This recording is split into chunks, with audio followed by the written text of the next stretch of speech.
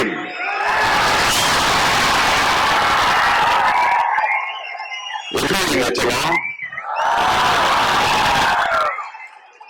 எல்லோருக்கும் வணக்கம். I love you too, செல்லம்.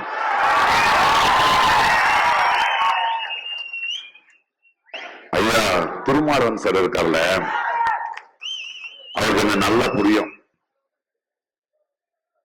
நான் பெங்களூர்ல ஓட்டு போடுறதுக்காக போயிருந்தேன். இந்த அரசியல், இந்த எலெக்ஷன் பல இடங்கள்ல பேசிக்கிட்டு இருந்தேன். போன் அடிச்சாரு, எங்க இருக்கீங்க? பெங்களூர்ல. நான் பார்க்கணும்னு சொன்னாரு. நீங்க ஏன் வரீங்க? நான் வரேன், நான் பாக்குறேன். இல்ல இல்ல பார்த்துதான் ஆகணும்னாரு. சந்திச்சோம், ஒரு மார்னிங் பிரேக்ஃபாஸ்ட். அது இது இது எதை பேசுறாரு. கடைசியில ஒரு வார்த்தை வருவாரு, நீங்க எந்த கட்சி மேடையும் உங்களை பார்க்க முடியாது. ஆமா சார், எனக்கு கட்சி மேடெல்லாம் நிக்க முடியாது, நான் எந்த கட்சிக்கும் சார்ந்தவன் இல்ல, எனக்கு பிடிக்காது அது. கேட்ட மாதிரி ஆனா உங்களோட ஒரு சின்ன அனுமதி எங்க கொடுக்கணும். என்ன அது? இல்ல ஒரு விருது கொடுக்குறோம், அது எங்க கட்சி மூலமா கொடுக்கணும் அப்படின்னாரு. நான் அவருக்கு சொன்னேன், நான் போராடுற கொள்கைக்காக போராடுற நீங்களும் உங்க கட்சியோ என்னுடைய தோழர்கள், நான் வர்றேன் அப்படின்னு. இன்னைக்கு உங்க முன்னாடி இருக்கேன். இங்க விருது வாங்கிய பல பேர் இல்லையா, திருமாவளவன் அவர்கள் போல அவ்வளவு பெரிய நீண்ட கால பயணம் இல்லை எனக்கு அரசியல்ல, கொள்கை போராட்டத்துல. ஆனாலும் நான் ஏன் பேசுகிறேன் அப்படின்னு பலரும் கேட்கிறாங்க. அவங்களுக்கு ஒரே ஒரு பதில் சொல்லுவேன் நானு. உடம்புக்கு ஒரு காயமானால் நாங்க சும்மா இருந்தாலும் அந்த வலி குறைஞ்சிரும், காணாம போயிடும். ஆனா ஒரு சமுதாயத்துக்கு, ஒரு நாட்டுக்கு காயமானால் நாம் பேசாம இருந்தா அதிகமாகும். நான் ஒரு கலைஞன் தான், ஆனா என்னோட திறமையால நான் கலைஞன் ஆகவில்லை. என்னோட திறமைசாலிகள் அதிகமா இருக்காங்க. அன்னைக்கு இன்னைக்கு ஒரு மேடையில நான் நிக்கிறேன் அப்படின்னா என்னுடைய திறமை மட்டும் இல்ல, அது மக்களோட அன்பு, மக்களோட நம்பிக்கை. ஆக ஒரு மேடை ஏற்றிய மக்களுக்கு, ஒரு சமுதாயத்துக்கு ஒரு பிரச்சனையா இருக்கும் போது ஒரு கலைஞன் கோழையாயிட்டா ஒரு சமுதாயம் கோழையாயிடும். நான் செஞ்சிட்டு இருக்கிறது பெரிய வேலை இல்லை, அது என்னுடைய கடமை, அது என்னுடைய மனசாட்சி. ஏனென்றால் வாழ்க்கையே ஒரு கலைஞனா எனக்கு புரியுது. அந்த புரிதல் எனக்கு என்னோட திறமையில வந்ததில்லை. லங்கேஷ் போன்ற, மார்க்ஸ் போன்ற, அம்பேத்கர் போன்ற, காந்தி போன்ற, பாரதி போன்ற, இப்படி பலரோட சிந்தனையை படித்து அதை உள்வாங்கி அதனாலதான் வந்தது எனக்கு இந்த புரிதல். அந்த புரிதல் இருக்கும்போது கண்ணுக்கு தெரியல என்ன நடக்குதுன்னு. 10 வருஷத்துல இருந்தா பேசிக்கிட்டு இருக்கேன், 9 வருஷத்துல இருந்தா இந்த மன்னரை நான் எதிர்த்துட்டு இருக்கேன். இப்ப மன்னரன் சொல்ல முடியாதுப்பா, மன்னிக்கணும், அவர்தான் தெய்வ குழந்தை ஆயிட்டாரு. அவரை இனிமே நம்ம தேர்ந்தெடுக்க முடியாது. அதுதான் நாட்டுக்கு அவரால் ஏதாவது துன்பம் ஏற்பட்டால் அவரை திட்ட முடியாது, மனுஷனாயா நீ என்ன முடியாது. ஏனென்றால் தெய்வம் சோதிக்குதுன்னு தான் நம்ம சொல்லணும். சரி, அவன் எப்படியும் போவான், அதுக்கப்புறம் பேசிக்கலாம்.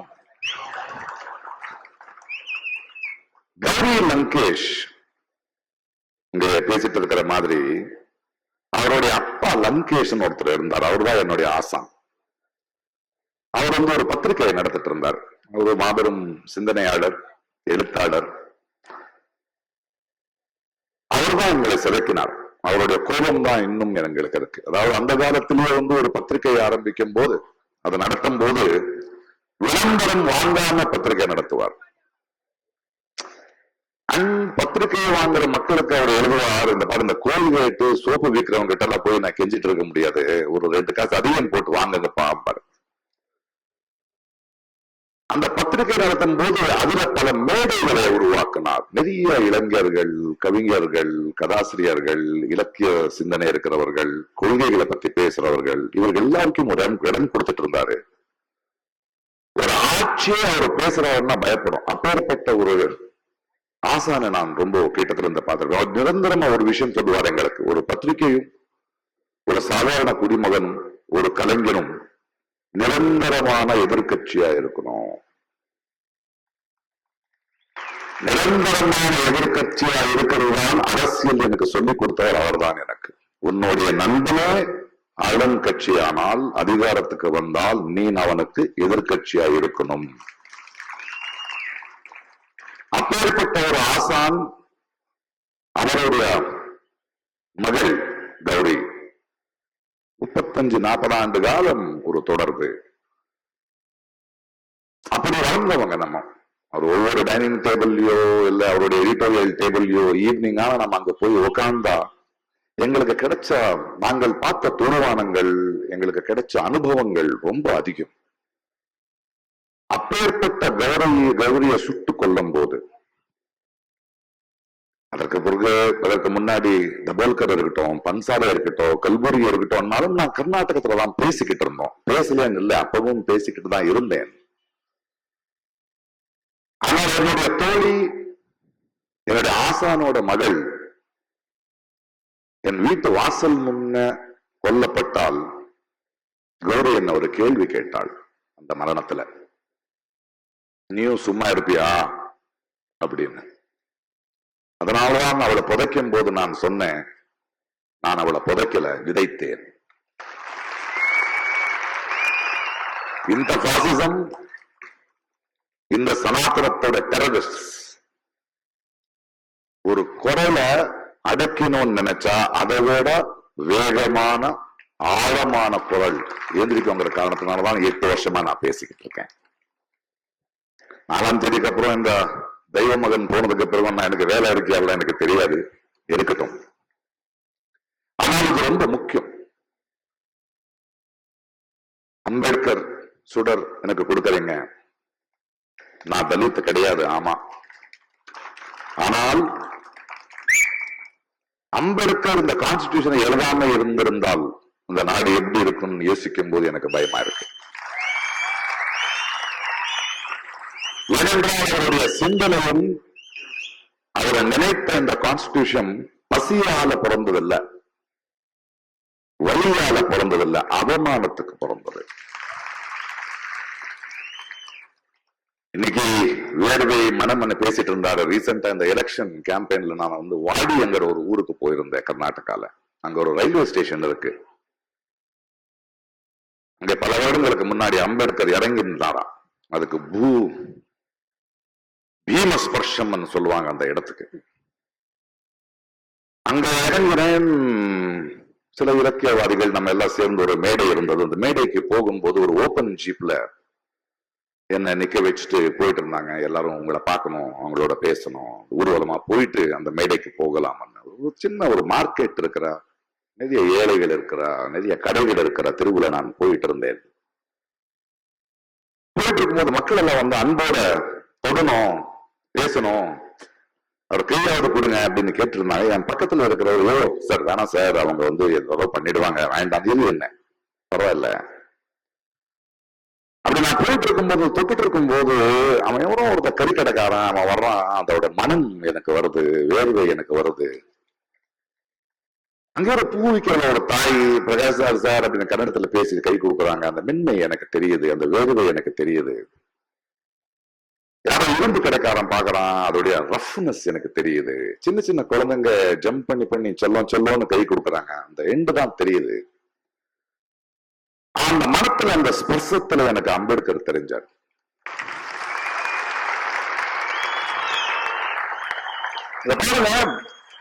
அப்படி பார்க்கும்போது இந்த தெய்வமகன் மன்னரை நினைச்சேன் நானு.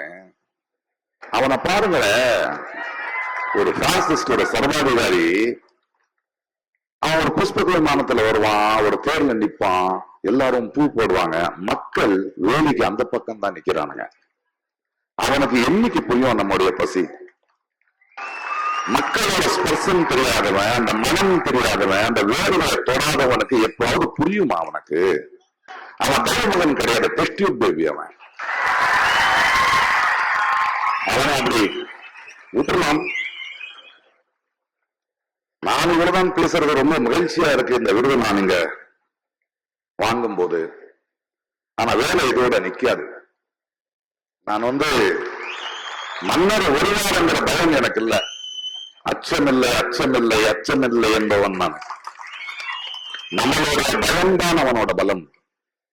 அண்ட் ஒரு சர்வாதிகாரி, ஒரு ராட்சசன் இருக்கான்ல, அவன் ஜெயிச்சு யாரும் எனக்கு எதிர்ப்பு இல்லைன்னு சொல்லும் போது அவனுக்குள்ள ஒரு சின்ன மனுஷன் இருப்பான். ஆனா தோக்குறாங்கிற பயம் வந்த உடனே அவன் ராட்சசன் ஆவான். அந்த நிலைமையிலதான் அவன் இருக்கான் இன்னைக்கு. ஆக நம்ம அதுக்கு தயாராக வேண்டியதா இருக்கு. நம்ம ரொம்ப ஜெயிச்சுட்டோங்கிறது இல்ல, வெற்றி இல்ல. ஏன்னா இந்த 10 வருடங்கள் காலமா அவன் எங்கெங்க விதைய வெற்றிருக்கான் இல்லையா. இன்னைக்கு ஒரு சுப்ரீம் கோர்ட் ஒரு கோர்ட் ஜட்ஜு நான் RSSல இருந்து வந்தவன் சொல்றதுக்கு பெருமையா இருக்குன்னு ரிட்டையர்மெண்ட்ல சொல்றான்னா, இது வரைக்கும் அவன் கொடுத்த முடிவுகள் எப்படி இருக்கும் நமக்கு புரியாதா? இது ஒரு நிரந்தரமான போராட்டம் இருக்கு. இது இந்த மோதி போடுற ஆளுகள் இவனும் வந்தான், ஹிட்லர்ல இருந்து வந்துகிட்டு இருக்கான். இவங்களுக்கு வாழ்ந்த சரித்திரமே கிடையாது. மனித நேயமோ இயற்கையோ இப்பேற்பட்ட ஆளுங்களை ஜீரணிக்க முடியாது. அவங்க மீண்டும் மீண்டும் அப்பப்போ வருவாங்க, போவாங்க. ஆனா போகும்போது அவங்க விடுற காயங்கள் இருக்கு இல்லையா, அதுல இருந்து மறுபடியும் மீண்டு வர்றதுக்கு டைம் ஆகும். மீண்டும் அவன் வராம இருக்கிறதுக்கு நம்ம முயற்சி எடுக்கணும். அதுக்காக நான் என்ன சொல்றேன், இன்னைக்கு ஒரு அம்பேத்கரை பத்தி பேசுறோம், பெரியாரை பத்தி பேசுறோம். சும்மா பேசினா புரியாது. அம்பேத்கர் ஏழை, ஆமா. தலித், ஆமா. And he was a great thinker. He was the most well-read person. அம்பேத்கரை படிக்கணும் என்றால், அம்பேத்கர் கான்ஸ்டிடியூஷன் எழுதின பிறகு அவரே சொல்றாரு, என்னுடைய எண்ணம் கரெக்டா இருக்கு, இது உண்மையாகுமா இல்லையான்னு எனக்கு தெரியாதுங்கிறார். அதற்கு காரணம் அடுத்த தலைமுறை ஒரு மார்க்ஸையோ ஒரு அம்பேத்கரையோ ஒரு காந்தியோ படிக்கிறாங்களா இல்லையான்னு தெரியாதுங்கிறது நேரடியா சொல்றாங்க. அது படிக்காதவங்க தான் உட்கார்ந்துகிட்டு இருக்கோம். நம்மளுக்கு அவரோட சூப்பர் ஸ்டாருங்க கிடையாது, நாங்க படிக்க வேண்டியது. பிகாஸ் அதுக்கு பின்னாடி அந்த அவமானத்தையும் தாண்டி அவங்க படிச்ச படிப்பு, அவங்க பார்த்த தொடுவானங்கள், அதையும் நம்மளும் பார்க்கணும். அப்பதான் இந்த சனாதனம் இருக்கோ, இந்த பாசிசம் இருக்கோ, அது வேரோட நம்ம எடுக்க முடியும். இவங்களுக்கு என்ன சொல்லணும்னு அது பாருங்க, ஒரு தனி மகனுக்கு கட்டறவையில கட்டாயிடுச்சுன்னா அது அவன தனிப்பட்ட மனிதனோட வழி. ஆனா ஏகலவியனோட கட்டவிரல் எடுத்துட்டு போனா அது சமுதாயத்தின் வழி. மெஜாரிட்டின்னு சொல்றாங்கல்ல, மெஜாரிட்டியோட பொறுப்பே மைனாரிட்டியா பாத்துக்கிறது இல்லையா? தொடர்ந்த போராட்டம் ஆயிட்டே போகணும். இது வரைக்கும் நம்ம தொடர்ந்து போராட மாட்டோமோ? ஏன்னா இது வாழ்வின் முறையா இருக்கும். நம்ம நிரந்தர எதிர்கட்சியா பண்ணிக்கிட்டே இருக்கணும். ஆனா இது இவ்வளவு சீக்கிரம் போகிற விஷயம் கிடையாது. அரசியல்வாதிங்க, அரசியல் கட்சிகள் வரும் போகும், 5 வருஷத்துக்கு ஒரு முறை. நம்ம தான் பர்மனன்ட். அரசியல்ல எதிர்கட்சி ஜெயிக்காது, ஆளும் கட்சி தான் தோத்து போவோம். சரியானவனை நம்ம தேர்ந்தெடுத்தா மக்கள் தான் ஜெயிப்பாங்க, தேர்ந்தெடுக்கலன்னா மக்கள் தான் தோத்து போவாங்க. அதை நம்ம உணரணும். இந்த வாட்டி அவர் தைரியமானவனானதுனால ஜோலா எடுத்துக்கிட்டு எங்கேயோ போட்டோம், அது இல்ல. ஆனால் இந்த 10 ஆண்டுகளாக நம்ம அனுபவிச்ச வழி இருக்குல்ல, அவமானம் இருக்குல்ல, ஒரு பயம் இருக்குல்ல, ஒரு ஆதங்கத்துக்காக அடுத்த 5 வருஷம், அடுத்த 10 வருஷம் இவங்க மீண்டும் வர முடியாத அளவுக்கு நம்ம செயல்ல இறங்க வேண்டியதா இருக்கு. 70 ஆண்டுகள் ஆயிடுச்சு, 70 ஆண்டுக்கு மேல ஆயிடுச்சு நம்ம அம்பேத்கர் கான்ஸ்டிடியூஷன் எழுத. இன்னைக்கு கூட மக்கள் ஓட்டு போடும்போது ஒரு பிரதமரை தேர்ந்தெடுக்க ஓட்டு போடுறதுக்கு அவங்களுக்கு உரிமை இல்லைங்கிறதே தெரியாம உட்காந்துக்கிட்டு இருக்காங்க. ஒரு முதலமைச்சரை தேர்ந்தெடுக்கிற உரிமை இல்லை. நம்மளுடைய ஒரு பிரதிநிதி, எங்களுடைய குரலை பேசுறவன் பார்லிமெண்ட்டுக்கு போனோம், 530 பேர் தான் இருக்காங்க. இதுவரைக்கும் நம்ம தொகுதியில நமக்கு தெரிஞ்சவனாயவன், நம்மளுடைய வழி தெரியுமா, நம்மளுடைய மொழி தெரியுமா, நம்மளுடைய வேர்வை தெரியுமான்னு தெரிஞ்சவங்க நீங்க தேர்ந்தெடுக்கணும். அதை விட்டுட்டு ஒரு ஃபுட்பால் மேட்ச் பாக்குற மாதிரி எடுத்துட்டோம்னா அப்படிதான் வச்சிருக்காங்க. அப்பதான் இவங்க பிழைக்க முடியும். ஆனா மக்களுக்குள்ள அடுத்த 5 வருஷமோ 10 ஆண்டுமோ நான் வாழ்க்கை முழுக்க அதுதான் பண்ண போறேன். எனக்கு அதுதான் வேலை. எனக்கு இது வேலை இல்லை.